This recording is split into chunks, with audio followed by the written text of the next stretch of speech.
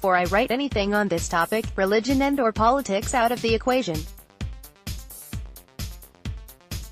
Whether you or I like New York Mets prospect Tim Tebow or dislike him is irrelevant to this article. This story is about baseball and baseball intangibles. He has been a member of the New York Mets organization since 2016, and that relationship doesn't appear to be ending anytime soon. Tebow is 31 years old and may never make it to the major leagues. If he does get called up, it may not be a long stay due to his age. That doesn't mean his presence in the organization should be taken for granted or blown off as a publicity stunt.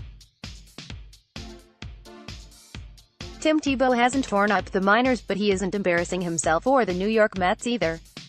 Last season, he hit .273 at AA Binghamton.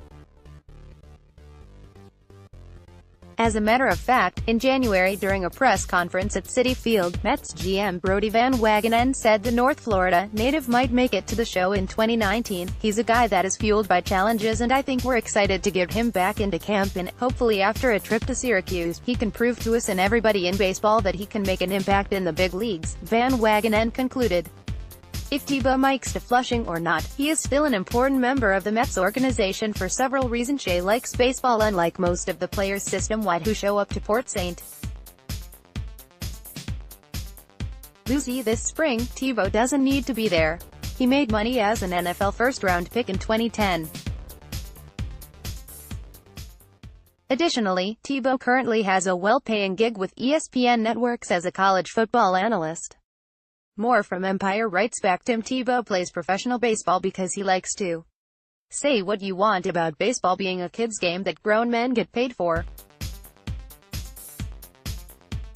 Not many people have the patience in life to put up with a bus trip from Binghamton, NY to Manchester, New Hampshire, play 3 games in 2 days and get back on the bus to go to Richmond, Virginia for another set of games before heading home. Not only does Tebow do it, he appreciates it. His positive attitude is something that is needed on any team. When I remember an interview I heard once with Texas Rangers general manager John Daniels. He was asked why the Rangers invited Seahawks quarterback Russell Wilson, since traded to the Yankees, to spring training every year. To paraphrase, Daniels said he thought it was important as an organization, from top to bottom, to see how a champion prepares to do his job and how he carries himself. It's the same for Tebow and the Mets. Remember, he won a college football national championship as the University of Florida's quarterback in 2008. There aren't many people on earth that have led a team to victory at such a large stage. His experiences as a champion and the work ethic it takes to achieve it are an example for everyone who works for the New York Mets at any level. Leadership is mentioned earlier. Tebow is 31. Because of his age, he is likely to be a senior member of any baseball team he plays for, especially in the minors.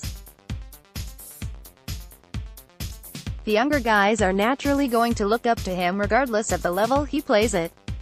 Go back to the above video, where Ron Darling talks about Tebow's work ethic. He leads by example. He also has experience in a leadership role as a former quarterback.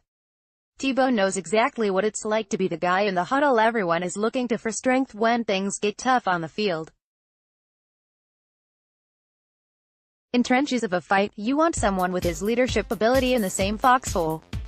Next, New York Mets should try Moneyball 2.0 approach again. None of the above reasons as to why Tim Tebow is important to the New York Mets has anything to do with religion and/or politics.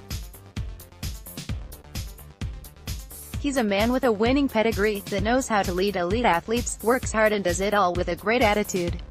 Show me a sports team that doesn't need players with those qualities.